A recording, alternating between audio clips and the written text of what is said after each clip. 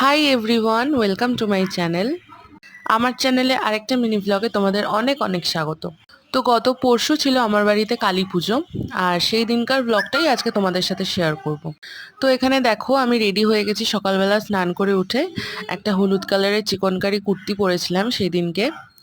তো আর এখানে দেখো মা ঠাকুরের জন্য প্রথমেই পায়েসটা বানিয়ে নিচ্ছে। যেহেতু এটা ঠাকুরকে ভোগ দেওয়া হবে তাই জন্যই মা পায়েসটা আগে বানিয়ে নিচ্ছিল। এরপর মায়ের রান্না করা হয়ে গেলে আমিও রান্না করব। তো এখানে দেখো পায়েস রান্না করা হয়ে গেছে। আর এখানে মা ঠাকুরের জায়গাটা একটু গুছিয়ে নিচ্ছিল, মানে ঠাকুরকে পরিষ্কার করা, মালা পরানো সব করছিল মা। তো আমি বললাম না আমি রান্না করব। এই দেখো এখানে সব সবজি নিয়ে বসে পড়েছি, সবজি টবজি কেটে। তারপরে আহ, সেদিনকে আমি বানিয়েছিলাম হচ্ছে কাশ্মীরি আলুর দম।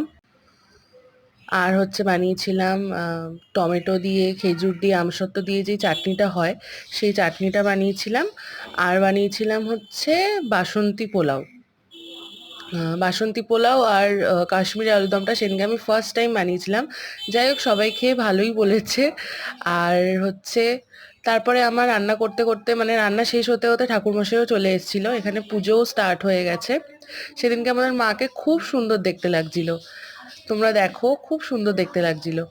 তারপরে যাই হোক পুজো স্টার্ট হলো, ঠাকুরমশাই এখন এখানে আরতি করছে। আচ্ছা, তারপর দেখো এখানে যোগও স্টার্ট হয়ে গেছে। আর তোমরা কিন্তু আজকের ব্লগটা অবশ্যই দেখো, আর দেখে কিন্তু আমাকে অবশ্যই কমেন্টে জানাবে তোমাদের কিরকম লাগলো আজকের ব্লগটা। আর তোমাদের দিয়ে ভালো ভালো কমেন্ট পেলে আমি আরও উৎসাহ পাবো তোমাদের সাথে নতুন নতুন ব্লগ, নতুন নতুন ভিডিও আরও শেয়ার করতে। তো তোমরা কিন্তু আজকের ব্লগটা প্লিজ পুরোটা দেখবে, আর একদমই ভুলবে না আমাকে কমেন্ট করে জানাতে যে তোমাদের কিরকম লাগলো। দেখা হবে নতুন কোনো ব্লগে। আজকের জন্য টাটা।